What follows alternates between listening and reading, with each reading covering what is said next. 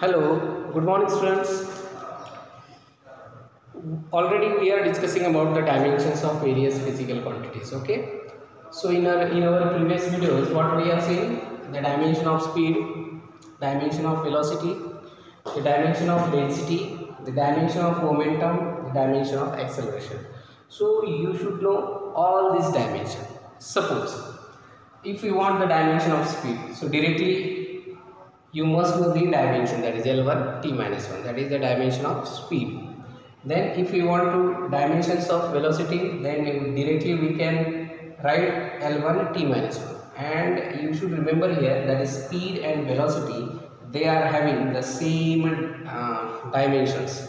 See here, speed, it has L1 t minus 1, that is the dimension, and velocity, it is L1 t minus 1, that is the dimensions. Means both are having the same dimension. Okay, because we know in SI unit we calculate the SI unit for speed, that is meter per second. Again we calculate velocity, that is meter per second. So both are having same unit. Speed as well as velocity, they are having same unit, therefore they are having same dimensions. So you should remember these things, because both are having same SI unit, therefore they are having same dimensions. Okay, so today we will calculate the dimensions of another physical quantities.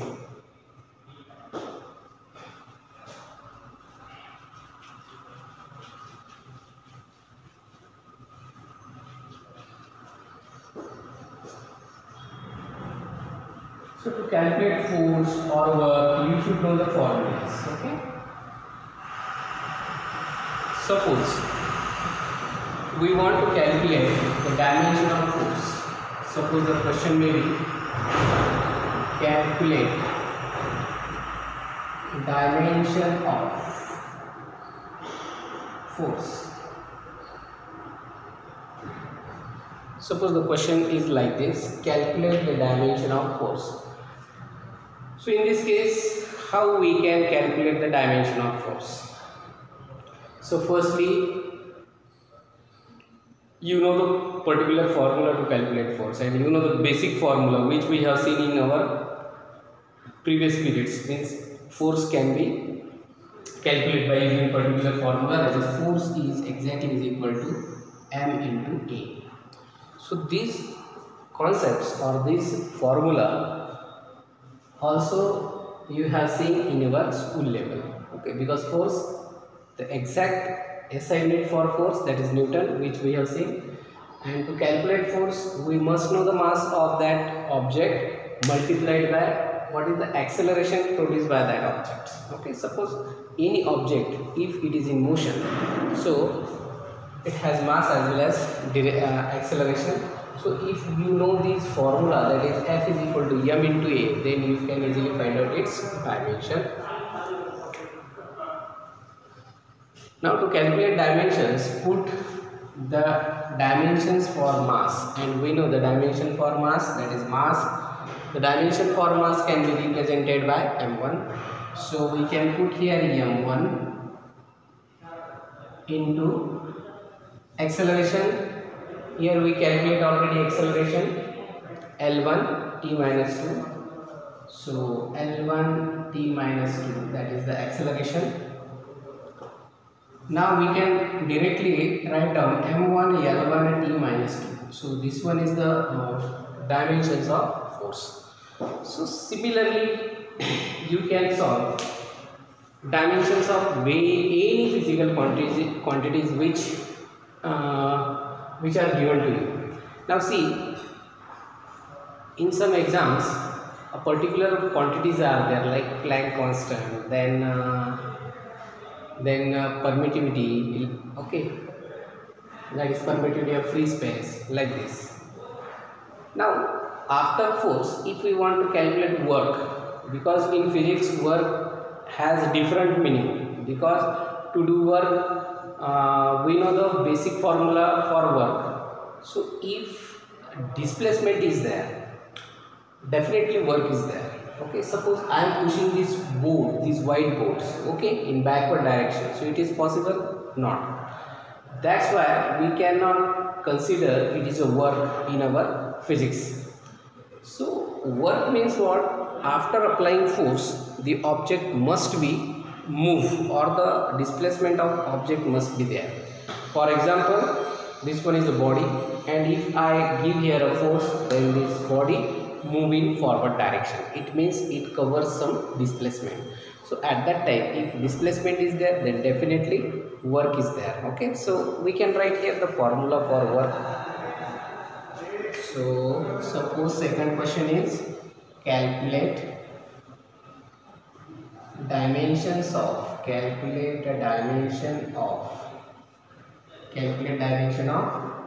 instead of force supposed to be work. Calculate the dimension of work. Then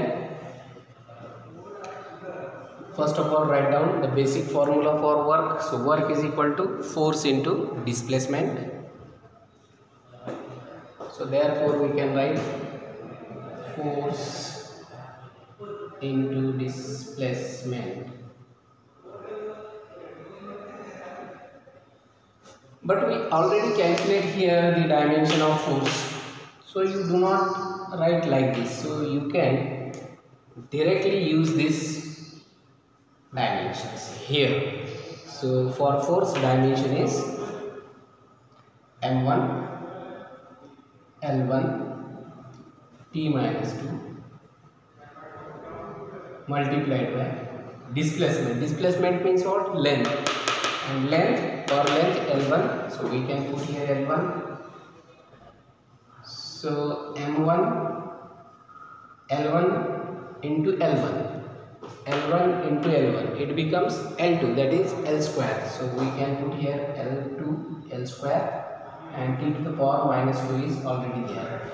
So here we get what? That is M1 L2 t to the power minus 2. So in this way, this one is the correct dimensions for work. So you should know.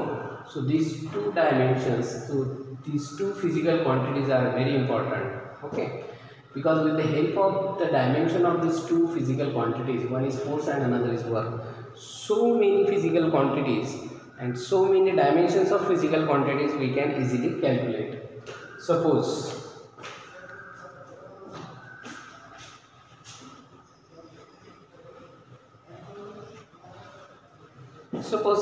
one physical quantity is there in our syllabus, that is, suppose I write here calculate dimension of surface tension. Calculate the dimension of surface tension. Suppose the question is like this: calculate the dimension of surface tension. Then how we can calculate the dimensions of surface tension? So we must know surface tension means what. That is the exact formula to calculate surface tension. That is, surface tension can be represented by capital T. Capital T, that is surface tension. Surface tension is equal to force per unit length. So if you do not know this formula, then you cannot calculate the dimensions of physical quantity. Okay, so you must know surface tension means force upon length. Now how we can calculate the dimensions? Because already force we calculate. What is the dimension of force exactly? Here, that is m1 e to the power minus 2. So T is equal to, instead of this force, write down m1 L1 t to the power minus 2, m1 L1 t to the power minus 2 upon. See, you must know the dimension for force, work and surface tension. So to calculate surface tension, you must know force, that is m1 L1 t to the power minus 2. And what about the length? The length is L1. So therefore we can put here L1. Now see here, this L to the power plus 1 at numerator and L to the power plus 1 at denominator. So they will cancel to each other. Okay. So L1 get cancelled, and the remaining terms we can write like this: that is m1 e to the power minus 2. So this is the correct way to find out the dimensions of any physical quantities. But one thing is very important, okay? That is formula for that particular physical quantities. Okay, I think your concepts may be clear. To find the dimensions, what should we do? That is, first of all, try to remember the correct formula for the physical quantities. So after putting the correct formula, you can easily find out the dimensions. Like here, suppose dimension of force m into a. Write down the dimension for mass and acceleration. In our previous videos, we calculate acceleration dimensions for acceleration, then put here L1 t to the power minus 2 directly. So we will get here what? M1 L1 t to the power minus 2. Similarly for work also, work means what? Force into displacement. So if you know work means force into displacement, force is equal to mass into acceleration, then you can easily put the correct dimensions for particular physical quantities. Suppose m1 L1 t to the power minus 2 means what? This dimension, it is used for only force. Displacement, that is length. So for length L1. So after putting this, we will get here m1 L2 t to the power minus 2. So it's very simple article to find the dimensions of various physical quantities. Okay.